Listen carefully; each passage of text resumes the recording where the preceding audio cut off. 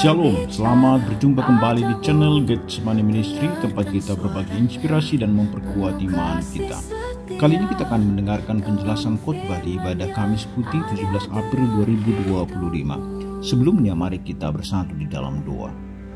Allah Bapa kami yang penuh dengan kasih, kami datang di hadapan-Mu dengan hati yang rindu untuk mengenal lebih dalam kasih-Mu yang dinyatakan di dalam kayu salib. Bukalah telinga kami untuk mendengar dan lembutkanlah hati kami untuk menerima kebenaran-Mu, dan lewat firman-Mu hari ini kami semakin mengerti betapa besar kasih-Mu dan betapa besar mahal penebusan-Mu bagi kami. Kiranya Tuhan mengurapi hamba-Mu yang menyampaikan firman dan setiap kami yang mendengarkan. Dalam Kristus Yesus kami berdoa. Amin. Firman Tuhan bagi kita dari Matius pasal yang ke-26 ayat 26 sampai 29 demikian. Dan ketika mereka sedang makan, Yesus mengambil roti, mengucap berkat, memecahkannya, lalu memberikannya kepada murid-muridnya dan berkata, "Ambillah, makanlah, inilah tubuhku." Sesudah itu ia mengambil cawan, mengucap syukur lalu memberikannya kepada mereka dan berkata, "Minumlah kamu semua dari cawan ini, sebab inilah darahku, darah perjanjian yang ditumpahkan bagi banyak orang untuk pengampunan dosa.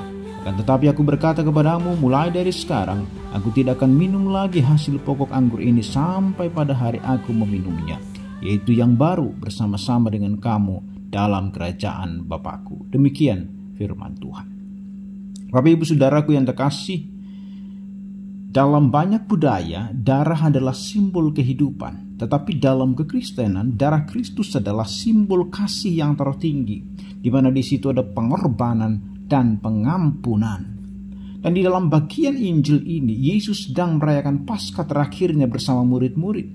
Namun ia mengubah maknanya menjadi peringatan akan dirinya, khususnya tentang tubuh dan darahnya. Perjamuan terakhir yang Yesus rayakan bersama para murid sesungguhnya bukan hanya sekedar makan malam terakhir sebelum penderitaannya. Di dalamnya terkandung pesan ilahi yang mendalam mengenai keselamatan, satu perjanjian yang baru dan janji keselamatan. Itu janji kekekalan. Di tengah suasana sakral Paskah Yahudi, Yesus memperkenalkan sebuah makna baru dari roti dan anggur dan mengarahkan pengertian umat Allah kepada inti Injil, pengampunan dosa lewat darah Kristus. Perjamuan ini tidak hanya bersifat simbolik tetapi nyata dan transformatif menjadi dasar kehidupan rohani umat percaya. Apa yang dapat kita pelajari dari teks ini? Yang pertama, tubuh yang diserahkan untuk penebusan umat. Ayat 26. Matius mencatat bahwa saat mereka sedang makan, Yesus mengambil roti lalu mengucap berkat, memecahkannya dan memberikannya kepada murid-muridnya sambil berkata, "Ambillah, makanlah, inilah tubuhku." Roti Paskah yang biasa dimakan untuk mengenang pembebasan Israel dari Mesir kini diberi makna yang baru oleh Yesus. Ia tidak lagi menunjuk pada domba Paskah tetapi kepada dirinya sendiri sebagai tubuh yang diserahkan. Makna pengorbanan menjadi sangat nyata, di mana di dalam tradisi Yahudi roti tidak boleh dipatahkan sembarangan, karena roti adalah simbol pemeliharaan Allah. Namun Yesus memecahkan roti itu sebagai tanda bahwa tubuhnya akan dipecahkan. Ia akan mengalami penderitaan, penyaliban, dan tentunya kematian. Inilah bentuk kasih yang tertinggi, di mana Allah yang rela menjadi manusia dan tubuhnya diserahkan untuk menebus manusia dari dosa dan maut. Ketika Yesus berkata, "Inilah tubuhku," sesungguhnya ia tidak sedang menyampaikan metafora kosong. Ia sedang menyatakan kebenaran bahwa penebusan itu berbiaya, ada harga yang harus dibayar, dan tubuhnya adalah persembahan yang kudus dan sempurna bagi dosa umat manusia. Kita tidak hanya melihat pengorbanan, tetapi juga satu undangan, "Ambillah, makanlah." Artinya kita harus secara pribadi menerima dan mengambil bagian dalam pengorbanan Kristus. Penebusan tidak otomatis berlaku bagi semua orang, tetapi hanya kepada mereka yang percaya dan menerimanya. Yang kedua, darah perjanjian baru yang menjamin pengampunan dosa. Ayat 27 sampai dengan ayat yang ke-28. Bagian inti dari perikop ini terletak pada pernyataan Yesus mengenai cawan. Ia berkata, minumlah kamu semua dari cawan ini, sebab inilah darahku, darah perjanjian yang ditumpahkan bagi banyak orang untuk pengampunan dosa. Ini adalah deklarasi teologis yang dalam, di mana darah Yesus bukan hanya tanda penderitaan, tetapi juga materai perjanjian baru antara Allah dan manusia. Pernyataan darah perjanjian langsung mengingatkan kita pada peristiwa di Keluaran 24 ketika Musa memercikkan darah korban ke atas umat sebagai tanda bahwa mereka telah masuk dalam perjanjian dengan Allah. Namun perjanjian itu bersifat eksternal dan bersyarat. Tetapi dalam Matius pasal 26, Yesus memperkenalkan perjanjian yang baru dan kekal, sebagaimana dinubuatkan dalam Yeremia 31 ayat 31-34, di mana Allah akan menulis hukumnya di dalam hati manusia dan mengampuni kesalahan mereka semua. Yesus menyatakan bahwa darahnya ditumpahkan bagi banyak orang untuk pengampunan dosa. Ini adalah inti dari Injil. Tanpa darah Kristus maka tidak ada pengampunan. Ibrani 9 ayat 22. Penumpahan darah di salib bukan tragedi kosong, melainkan karya agung penebusan Allah. Dalam perjanjian lama darah hewan hanya menutupi dosa sementara, namun darah Kristus menghapus dosa secara tuntas dan kekal. Ia adalah anak domba Paskah yang sejati, yang mati bukan hanya bagi orang Israel, tetapi bagi banyak orang. Artinya semua yang percaya dari segala bangsa dan bahasa. Dengan menerima cawan ini, umat percaya menyatakan bahwa mereka hidup dalam perjanjian yang baru, tidak lagi berdasarkan hukum, tetapi atas dasar kasih karunia, di mana darah Kristus menjadi dasar pengampunan, dan dengan itu pula dasar identitas kita sebagai umat Allah yang telah ditebus. Bapak Ibu Saudara, suatu hari ada seorang bocah laki-laki memecahkan pas mahal di rumahnya.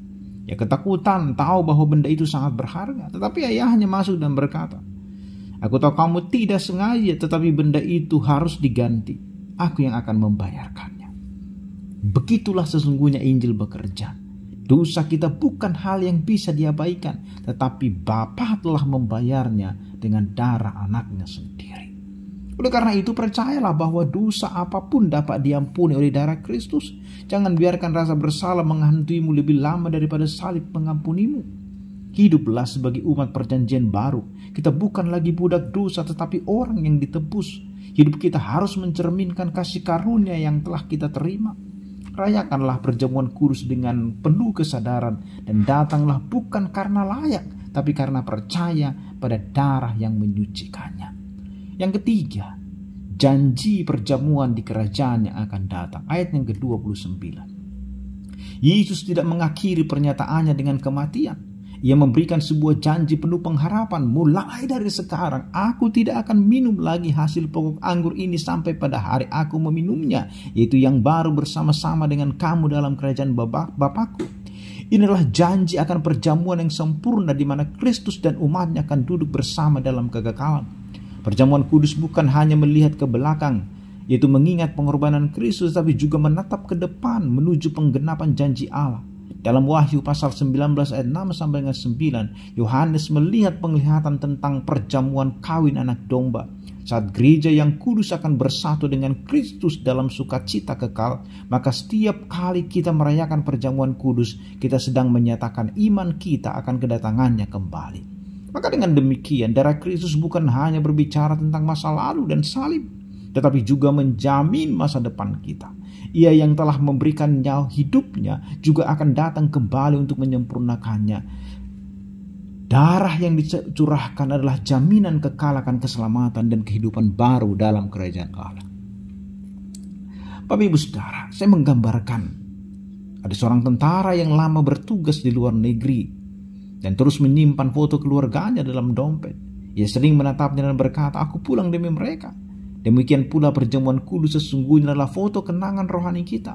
Sebuah janji bahwa suatu hari kita akan pulang dan berkumpul bersama Kristus dalam sukacita yang sempurna. Oleh karena itu, hidupkan pengharapan dalam hatimu. Jangan biarkan dunia ini merampas fokus kekalmu. Darah Kristus menjamin masa depanmu. Teguhkan iman saat menderita. Perjamuan adalah janji bahwa penderitaan tidak terakhir kemuliaannya yang akan menang. Dan layanilah Tuhan dengan sukacita. Kita hidup bukan hanya untuk dunia ini. Kita sedang menuju perjamuan anak domba. Layanilah Tuhan dan sesama dengan kerinduan akan kekekalan. Bapak Ibu saudaraku yang terkasih, sebagai penutup, mari kita renungkan dengan sungguh-sungguh bahwa perjamuan kudus adalah momen kudus yang menegaskan 3 kebenaran besar itu, di mana Kristus telah mati bagi kita dan kita hidup dalam perjanjian yang baru lewat darahnya, dan kita menantikan pengenapan janjinya di kekekalan. Darah Kristus bukan sekedar simbol, melainkan realita spiritual yang menyucikan, membenarkan, dan mempersatukan kita dengan Allah. Kita diajak untuk datang dengan hati yang bersih, penuh syukur, dan menyadari bahwa keselamatan kita tidak bergantung pada perbuatan baik, tetapi semata-mata pada darah anak domba, sebagaimana roti dan anggur menyatu dalam tubuh kita. Demikian pula hidup Kristus sedangkan hendaknya menyatu dalam hidup kita, mengubah cara kita berpikir, bertindak, dan mengasihi. Amin. Kita berdoa. Bapa yang penuh belas kasihan, terima kasih untuk firman-Mu yang sudah mengingatkan kami akan salib Kristus, tempat di mana dosa kami dihapus dan jalan menuju Engkau dibuka.